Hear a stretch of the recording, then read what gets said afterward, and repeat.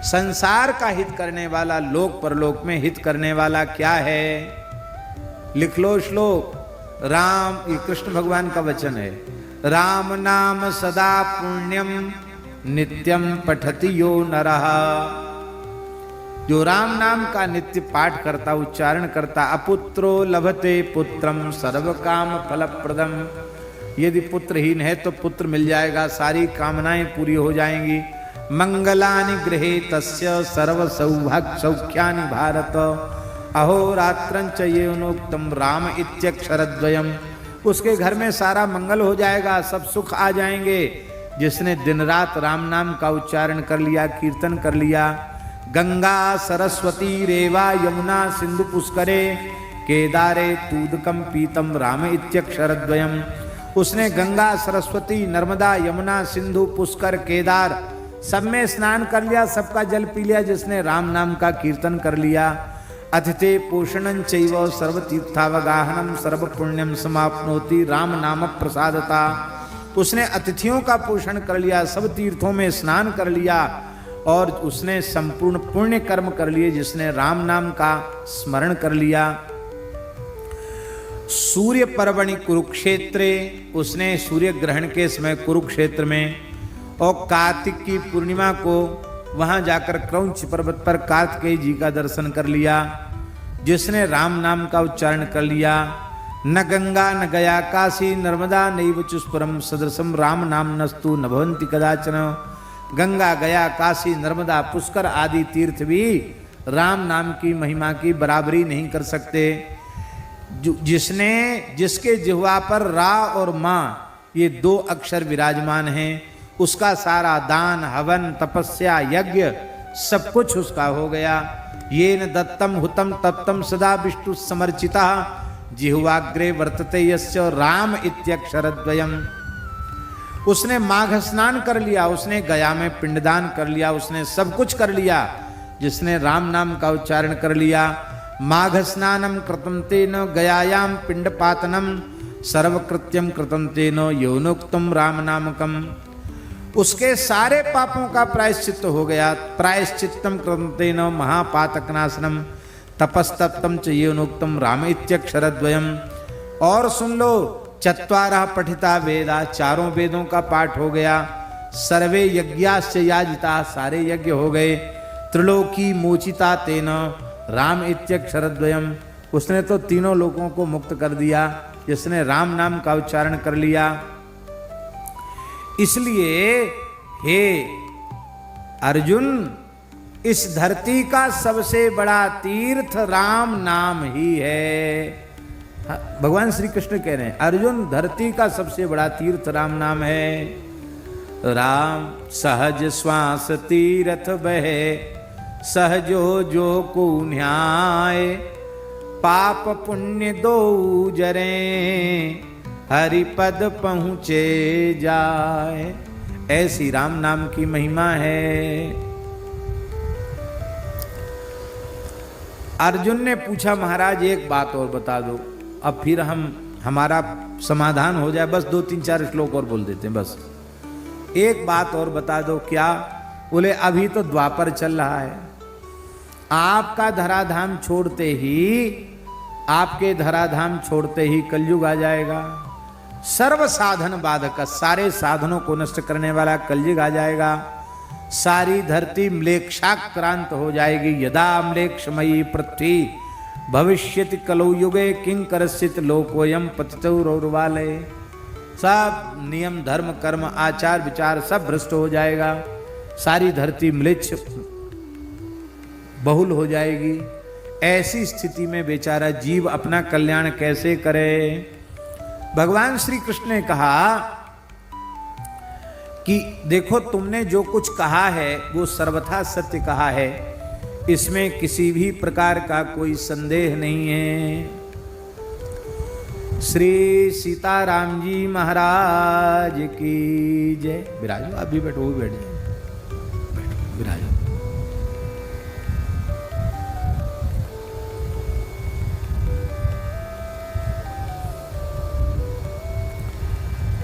आज हम 2-3 दिन से याद भी कर रहे थे मदन मोहन दास जी को, उनकी इनका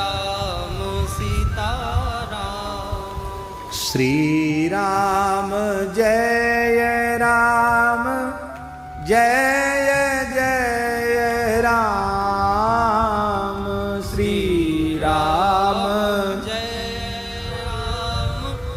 जय जय राम श्री राम जय राम जय जय राम श्री राम जय राम जय जय राम